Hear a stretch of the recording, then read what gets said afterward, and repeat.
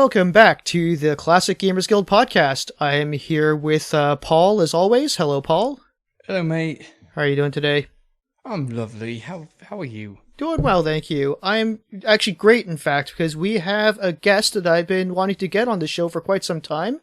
He is one of the developers at Infamous Quest that made Quest for Infamy and Order of the Thorn. And he also just kickstarted a new book, The Sierra Adventure, The Story of Sierra Online. The Kickstarter has been out for a couple of days and has already smashed through the goals. So congratulations, Shawn Mills. Welcome to the show. Hey, thanks for having me. Great to be here. Love listening to you guys, so happy to be here. Thank you very much. So at the time of recording, just before recording, because it's probably gone up since, you were at over $12,000 of your initial almost $7,000 goal. I mean, this is Canadian dollars. It's probably different in Australian. I don't know what the translation is, but you've got like 28 days left on that, and you're already almost double what you were trying to reach. Yeah, it's a little bit of a shock. I expected it. I expected it to fund. I'll be honest, because I know there's a lot of interest in Sierra, and I wasn't asking for a great deal of money in the grand scheme of things. But it actually 6 hours it funded in. 6 hours. Wow. Yeah, I launched it at about 8 o'clock in the morning my time, and it was by 2 o'clock in the afternoon it was done. So. That's actually especially impressive if it was 8 a.m. your time, because a lot of us lot will probably sleep in here. So you got a lot done before we woke up. Look, a lot of Americans backed at that time, but I missed Europe and the UK. A lot of people were asleep, and our top tier of Laurie and Corey Cole of Quest for Glory fame, they are autographing some copies, and they went. And so I've had a few emails from like Europeans going, really wanted that. Like, don't know about that. Yeah. That's all right. I'm happy they've gone though. Oh yeah. I mean, it was, I think the appeal of it was going to be very limited, which wasn't too limited. There's like 40 copies up for grabs, and, but exactly. Yeah, just completely gone. I was really, it was impressive for sure. Yeah. So I've got some new, there'll be a new autographed copy coming out on Monday. Josh Mandel will be signing some copies. That'll be a limited run as well. Oh, nice. And I love Josh. He's one of the best guys I've met. He's been such a great help with this book. Interviewing for it twice. He was actually the first person I interviewed for it. Oh, great. And that was really, so that was really exciting.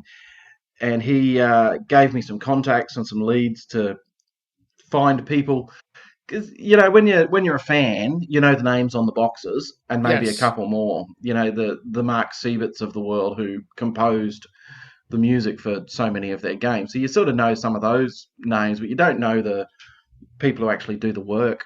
I shouldn't say that, but the people who actually the artists and the producers and all that sort of stuff. So he really gave me a lot of leads there, and he's read the book early, and he's given me notes on it, and he's doing some promo stuff for me. So yeah, he's absolutely fantastic. Really good guy. Yeah, I met him just a couple weeks ago at PAX, actually. Not officially jealous. PAX. Yeah, not officially PAX, but just like sort of a PAX after party. And he showed up. I had a very quick conversation, but yeah, he's a super cool guy. Really funny, really nice. He takes the time to talk to anyone. And it was, he's a really good guy. Mm. And he designed my favorite Sierra game in Freddie Farkas. So nice, yeah. I can't go wrong with that one. Yeah. I was kind of curious. Where did the idea to put this book together come from? Like, what drove you to fabricate this, make it a reality? Like, how long ago have you been working on it? It's been floating around in my mind for years that I've just wanted to know how Sierra happened. And you read a lot of interviews, and Ken Williams has been interviewed many times over the years and told the same stories about this is how Mystery House happened and King's Quest and that sort of stuff. And they're fairly commonly known stories, but then you don't really get a grasp of the whole breadth of the company, because I was really impressed when I went back and looked, and this was before I came up with the idea of doing the book. I just really appreciated that every King's Quest game generally had a new innovation in computers, not just in in games as well, but in computers. CD-ROM technology, the first ones to go to 256 colors, and sound cards in King's Quest 4 and all that sort of stuff. And I just like, that's really fascinating. What drove what? Was Roberto designing these games so advanced that they needed to develop the technology, or was the technology there and they're like, no, we need to showcase this and then plug it? So those sorts of questions. And then I just looking around everywhere for information on it, and there was nothing around. So I thought, well, I'm a journalist by trade, so I've paid a lot of money for my degree, so I should actually use it for something, because I don't work in the industry. I do some reviews and a bit of this and that, but I don't generally work in the industry. So I thought, well, I'll just write the book myself. So I did. Yeah. Yeah, because you got That's really cool. you got some really iconic names here. You have Al Lowe, the Coles, Mark Crow, Yep. Josh Mandel, as you said, and yeah, Mark Siebert. I'm just looking at the list right here. These are just like some a lot of names of people that are obviously huge and big parts of a lot of our childhood. But I can't think of very many sources previous to your book where they've really gone on to give their in-depth story about working at Sierra. Like, I'm sure they've done podcasts, I'm sure they've done a few articles, but to actually have like a full book that kind of covers comprehensively their experience. It's also the first time I've really seen Garuka Singhals really be able to tell his story on this. Yeah.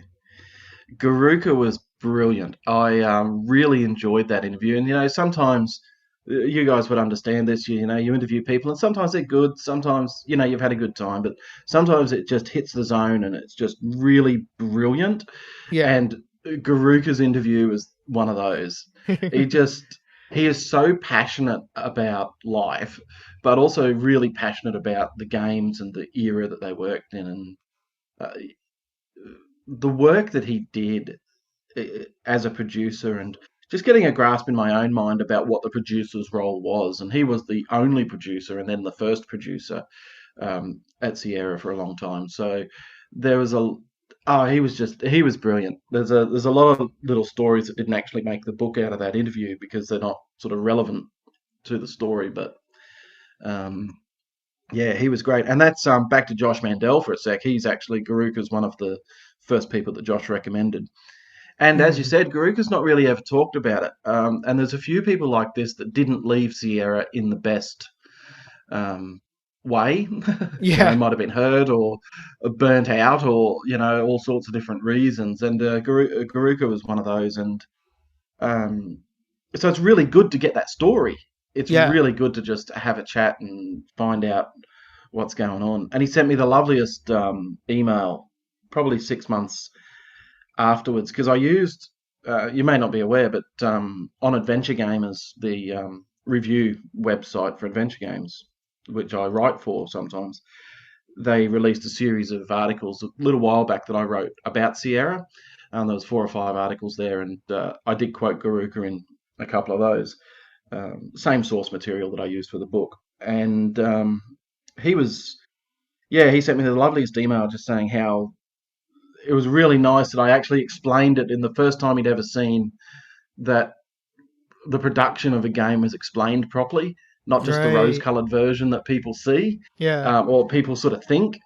I think because Sierra was so, I think because Sierra was so good at advertising itself and making the players feel like part of the family, they would include the pictures of themselves. It's Roberta at the end of the King's Quest games saying, "Hey, sorry you died. Would you like to restore?" Yes, that's right. It's Mark and Scott together are the 2 guys, and they're actually characters in the Space Quest games. There's plus then the magazine, all that sort of stuff.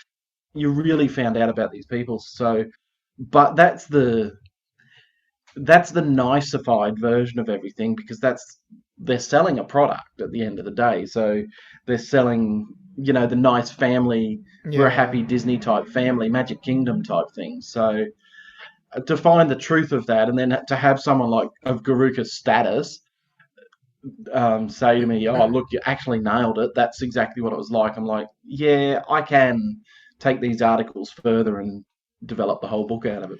Yeah, that's pretty cool. I think the only time that I really had heard anything from Garuka was in the what you wrote for Adventure Gamers. Was it called like Sierra Compendulum or something? Sierra Retrospective. I wrote those. That series of articles for Adventure Gamers about Sierra is actually the reason that they were the sort of the first step of the book. I had the book in mind by this stage, but I just wanted to get something out there to see if I actually had the ability to put a book together. So that's why those articles happened. Mm-hmm. Whenabouts was this? I did those in 2017, I think, so a couple of years ago now. Oh, okay. Because Yeah. that'll probably be a really interesting perspective because of the fact that you yourself are a game designer and have had a number of years and several games under your belt by the time this came around. So it would be a very interesting perspective to hear the story of Sierra coming from somebody who has actually had experience in the field.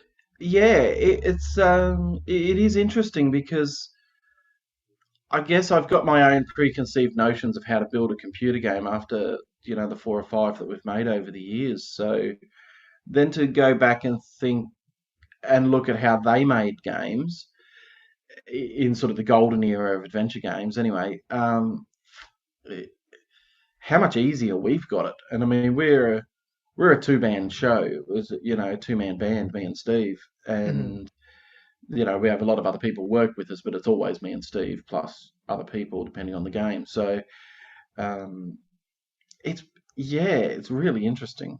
Um, I don't know how they did it. I don't know how they got games to work Yeah. just from start to finish. I know it. I've researched it. I don't know how they went from just ideas to physically sticking a game in a box and sticking it on a shelf. I, it boggles my mind that they were able to do it based on the technological limitations of the Right. time. Yeah, So, it's really mental to kind of sit and think that they were forcing, like the first King's Quest, let's say, like forcing that on a computer with software that isn't even really designed to make games. Just trying to sneak and squeeze this game like structure into a computer that's not even built for that yet. Whereas nowadays there's dozens of engines and yeah. things like that. With regards to King's Quest, one of the really cool things that I got to do was talk to Doug McNeil. Now, people may recognize his name as him and his brother Ken designed Gold Rush for Sierra, Right. which Yeah. was one of their sort of one-off titles. But Doug was an artist for Sierra right back from King's Quest 1. And he's the one who drew all those backgrounds in the first King's Quest game. So he, like Garuka, is another one that just never really speaks to people. Mm-hmm.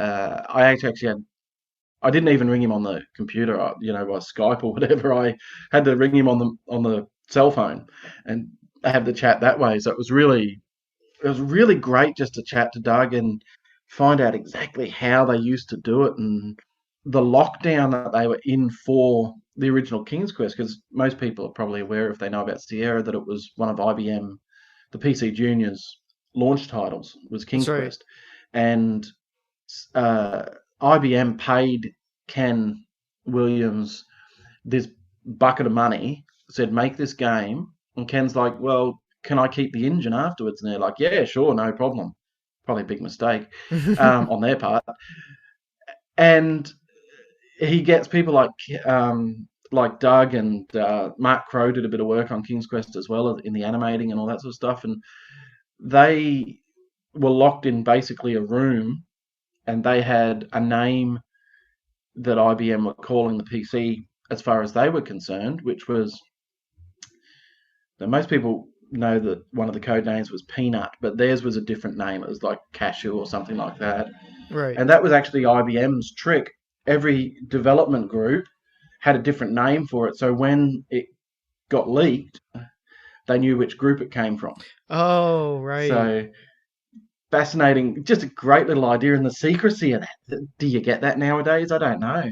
I don't think so, because they were competing with a very big Apple II at the time. So, Yeah. but yeah, talking to Doug, the amount of work he's actually the person who developed the way of implementing the three-dimensional look of people being able to, characters being able to walk behind a tree or in front of a tree type thing.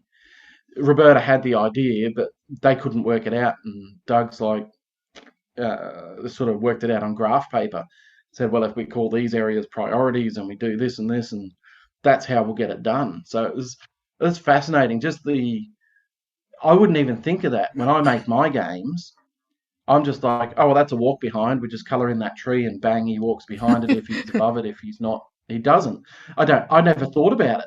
And to have him sit there and explain, we did it on this massive plotter, and I actually drew out the grid at the proper 320 by 200 resolution or whatever it was, and I drew it all out and then graphed it. It's like, man, Wild West stuff. Yeah. So.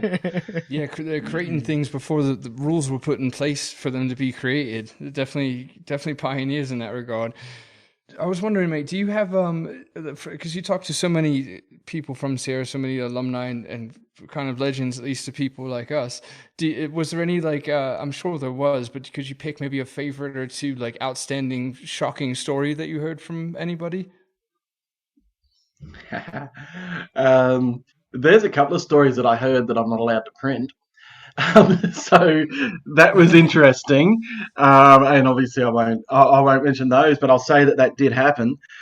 There was probably the other one that I don't know too much about was in the mid to late 90s. There was a lot of non-disclosure agreements about how badly some projects went that staff were forced to sign that are still in effect today. So those people Wow.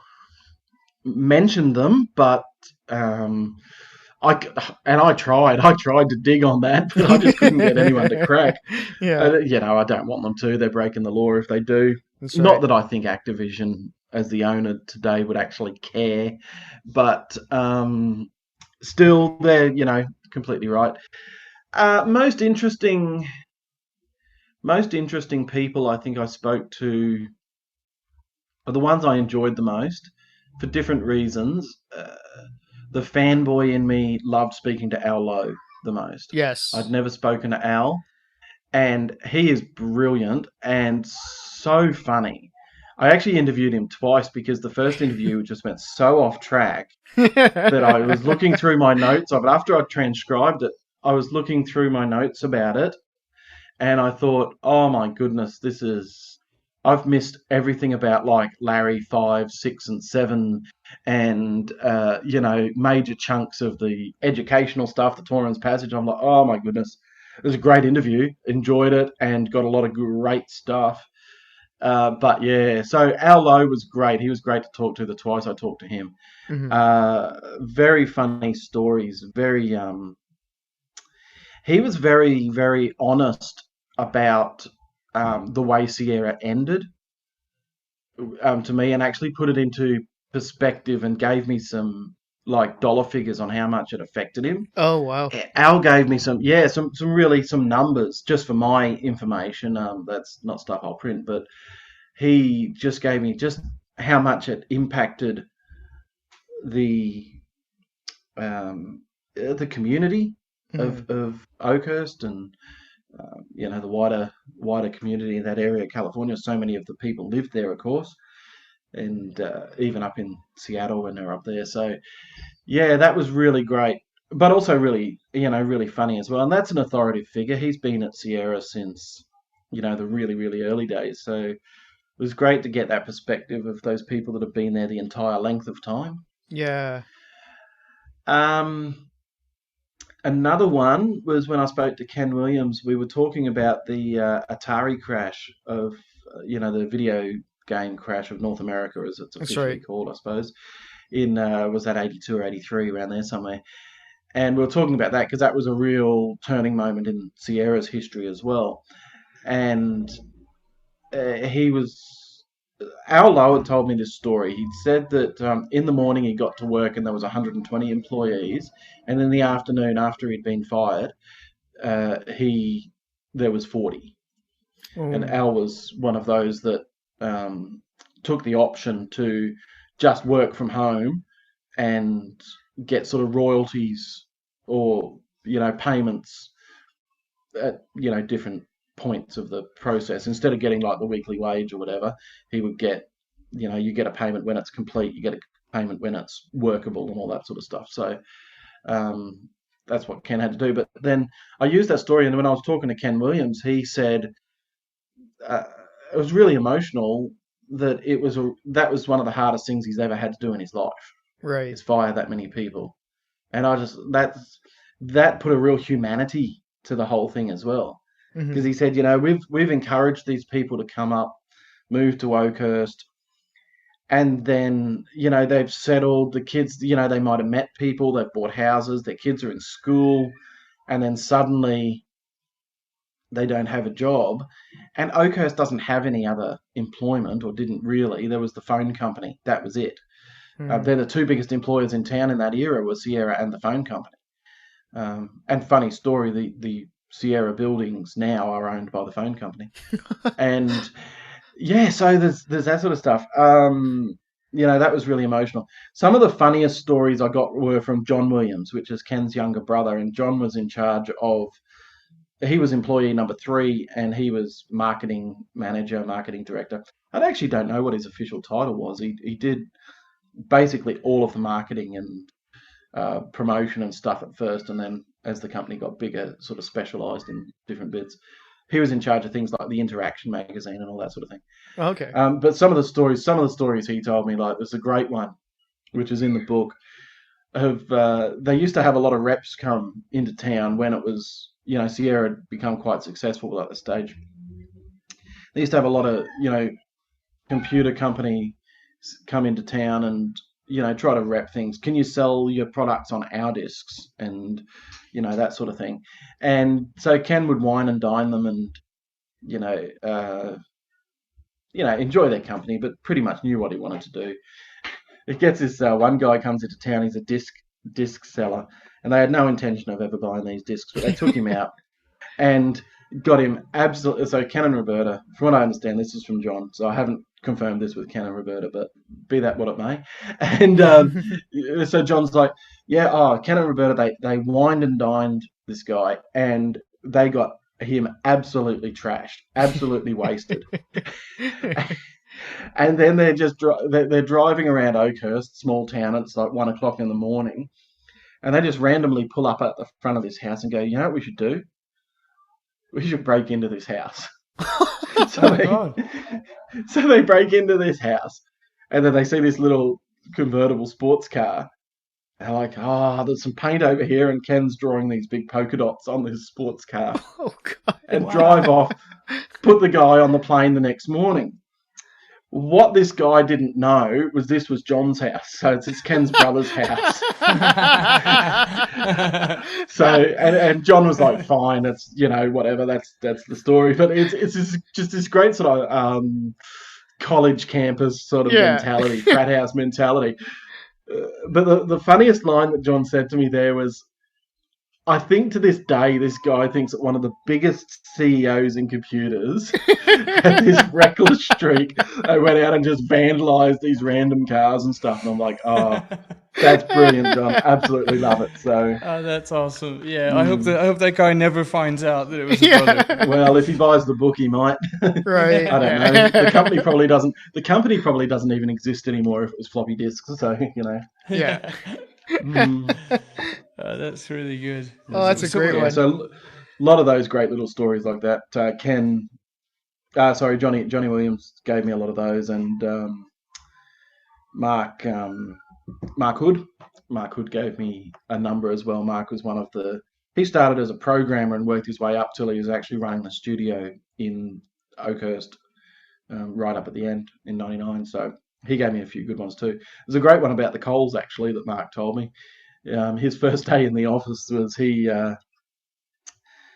sitting down in his cubicle, and what had happened was he was driving in that morning, and they're sort of country roads, and he hits this deer. This deer just comes out of the fog, and he hits this deer and kills it. And but the car's all right. He's in a big Jeep or something, and he gets into work, and so he's on the phone to, I guess, his wife or something. And he's like, "Oh, Hannah, I hit this deer, but the car's all right, and I'm all right," and blah blah blah. And he sees this slightly balding guy step up over the petition and goes, "Did you say you killed a deer this morning? Where exactly was that?" And he's like, "I sort of told him. I didn't know who it was, and I sort of told him." And then he hangs up his call, and he's just listening. And this guy in the next cubicle, it's Corey Cole, and Corey's on the phone to Laurie, going, "Yeah, there's a deer, and it's at this point. Yeah, no, that's good. We can. Yeah, if you get its head, I'll boil the skin off it tonight." and Mark's sort of like freaking out a little until he realizes this is really common around that area. People would put the skulls, animal skulls and stuff on their fence palings, and it's a very common thing. It sounds weird to me living in suburban Australia, but it's a very common thing in the area, so it wasn't weird at all. But it's like Mark's like, that's his introduction story to Sierra.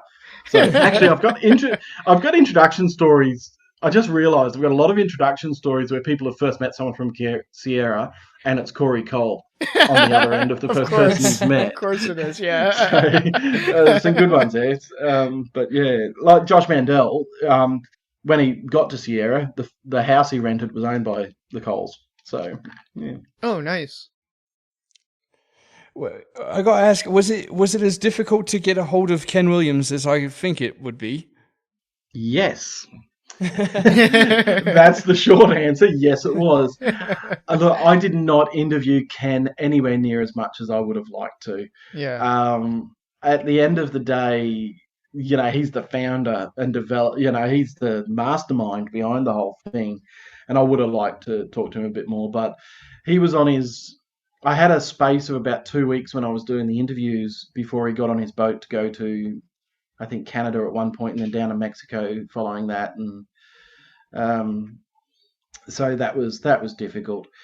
I didn't get to speak to Roberta at all. That's a big regret. But the book's researched as well, so hopefully it doesn't lose too much by those omissions. But I did have some good conversations with Ken. But yes, they're very hard to get hold of, and they're busy, and it was a long time ago. And that's the other thing that people forget. Yeah. It's in the grand scheme of things, a small portion of their life. Right. Yeah. And that's actually, I was shocked when you said that you even landed Ken. Like, I don't think it's to say it's an omission not have Roberta. I think it's incredible that you even got Ken Williams, because most of the people reading the book that understand a little bit of the surface of the history of Sierra would know that they're famously reclusive and just, basically just the ghost of legends kind of thing. They're really hard to get a hold of. They don't like to, from what I understand, they don't really like to talk about the past so much. I know they kind of came out of, I don't want to say hiding, but came off the boat for a little bit to accept like a lifetime achievement thing 5-6 years ago, whatever, and then kind of disappeared again. So good on you, mate, for getting Ken in the book. I think that's huge. Yeah.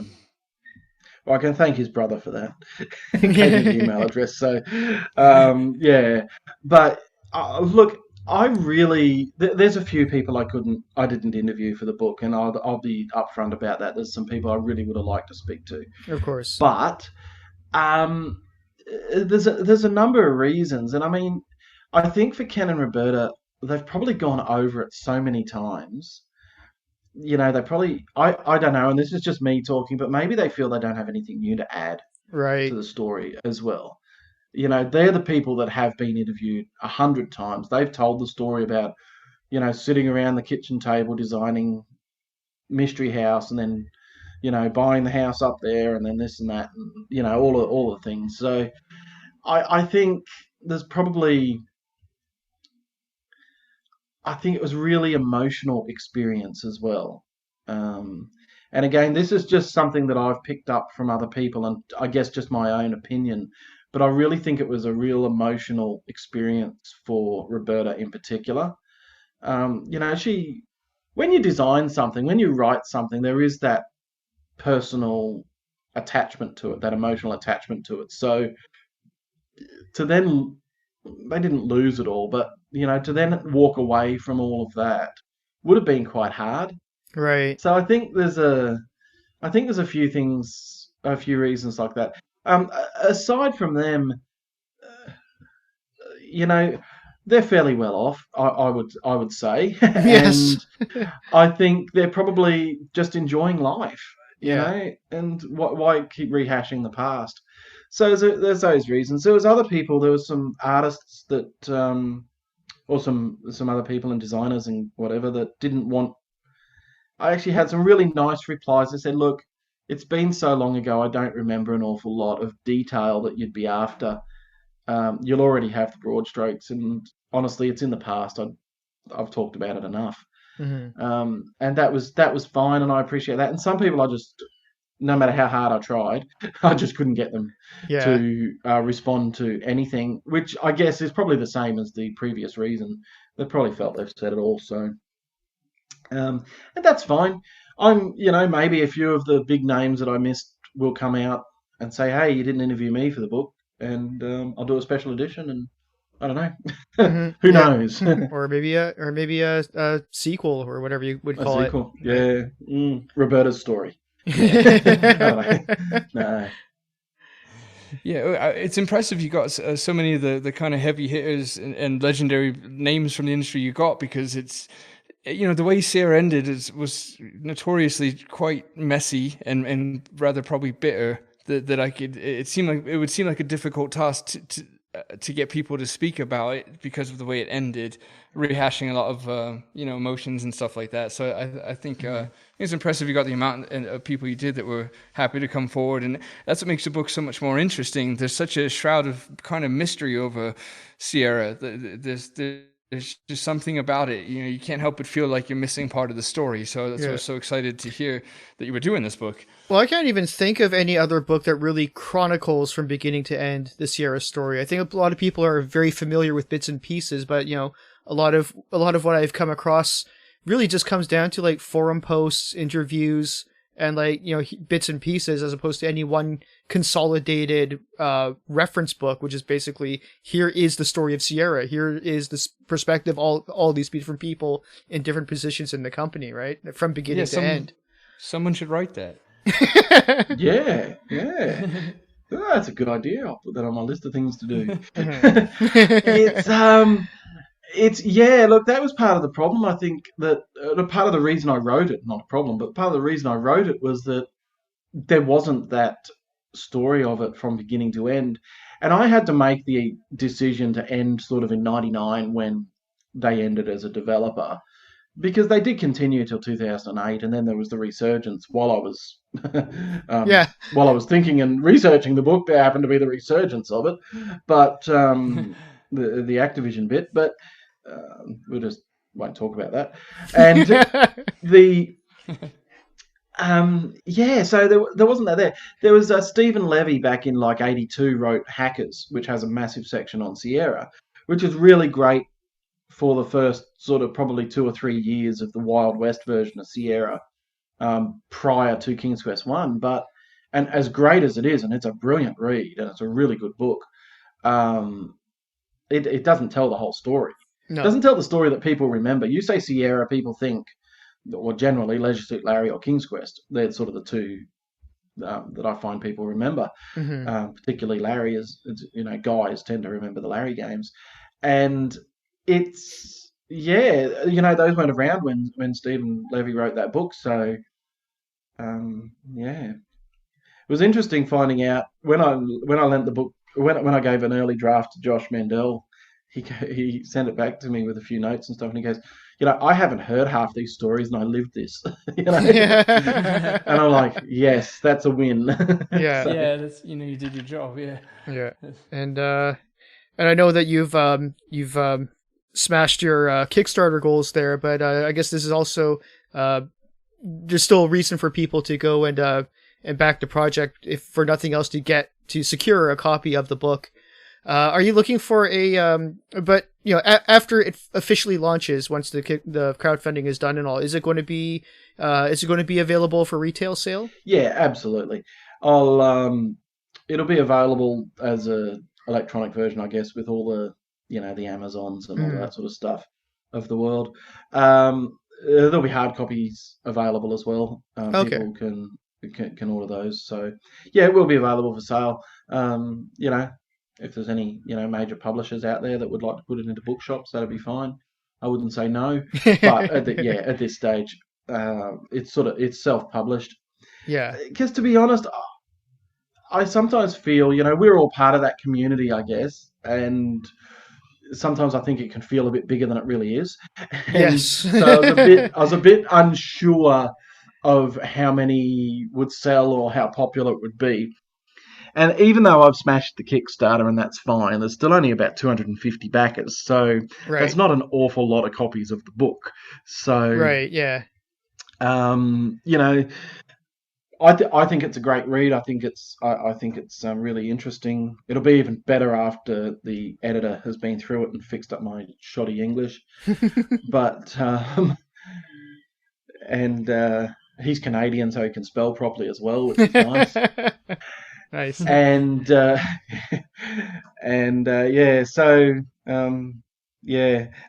for the Kickstarter itself, yes, it's funded, and I guess you can get on it and use it as a pre-order system, so to speak, at this stage. Yeah. I will be launching a stretch goal. I've decided something I didn't touch on in the book too much, and it was a decision just so the book didn't end up at 4,000 pages, was not to really touch on the subsidiary companies, so your Dynamics and all Impressions and all those sort of companies that they had over the years. And so I have mentioned them because they are important to the story, but usually in regards to something else. So Dynamics gets a bit of a run because both Josh and Mark Crow went to work there. Yeah. And so I had that bit of a leg in there. So one of the first stretch goal, I think, or one of the stretch goals, is I'm actually going to write a book about Dynamics, because I think that's a really interesting company. Oh, perfect. Yeah, well. Absolutely. Yeah. And I think it's a good companion piece to the Sierra adventure. So don't know what I call it yet. A dynamic adventure. I don't know. The Dynamics adventure. Who knows? Yeah. But yeah, no, just that'll be a bit of a way off. So that'll probably be a 2021 release by the time I get that done. But if people are still backing the project, I'm more than happy. Sweet. Yeah. I'd like to do it, so why not? Yeah. Yeah, so Bright Star's another one I'd love to have a look at, because they concentrated a sort of on educational games, and there was a lot of crossover there as well. I had the joy of chatting to Marsha Bale, who designed the Shivers games for Sierra. Yes. And which I reckon are very, under-respected, those games, or people just don't know about them a lot of the time because they're not one of the big six, the big six series. So that's right. There's not many people who know about it, but those who do are very, very devoted fans. Love them. Yeah, absolutely. Yeah. There's a lot of games from like 96 onwards that get overlooked. People kind of turn their cheek to adventure games around that time. Yeah. And then a lot of really good ones came out, like Shivers. It's an awesome game. Yeah, Shivers. Lighthouse is another one that I love. That's right. Yeah. I think that's brilliant. It's basically a Myst clone, but it's a Myst clone that's done well. Mm-hmm. And that was the thing. I think the problem is, though, by that stage, I think Sierra was playing catch-up. They weren't at the front. Yeah, that's right. So you get to the point where Lighthouse comes out, and it's obviously they're copying what had been really successful in Myst. Whereas 5 years previously, they were setting the pace, and people were copying them. I don't know when that... I still don't, to this day, know when that exactly changed, or it was just a gradual thing, but... people have their opinions, and there's a whole chapter in the book where I just present those opinions from different people, because it's very hard to make that decision for myself. Bright